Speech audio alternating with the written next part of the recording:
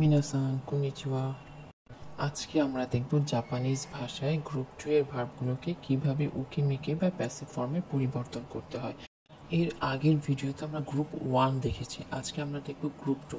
Group 1 এর থেকে group 2 এর উকিমিকে ফর্মে পরিবর্তন করা খুবই সহজ। প্রথমত একটি উদাহরণ দিই। তাবে মাস পলাইট ফর্ম তাবেরারে মাস, প্লেন ফর্ম তাবেরারেরু। উকেমিকে ফর্মে পরিবর্তনের জন্য প্রথমে আমাদেরকে দেখতে হবে মাসের পূর্বের বর্ণটি কোন কলামে আছে। এখানে মাসের পূর্বের বর্ণটি এই কলামে আছে, অর্থাৎ তাবে। তারপর রারে যোগ করতে হবে, অর্থাৎ মাস উঠিয়ে সরাসরি গ্রুপ 2 ভার্বের সাথে রারে যোগ করতে হবে। তাবে মাস থেকে উকেমিকে ফর্ম হবে তাবে রারে মাস এবং প্লেন ফর্ম হবে তাবে রারে রু। আমরা আর একটি উদাহরণ দেখব। হোমে মাস, মাসের পূর্বে বর্ণটি মে আছে, এটি মে।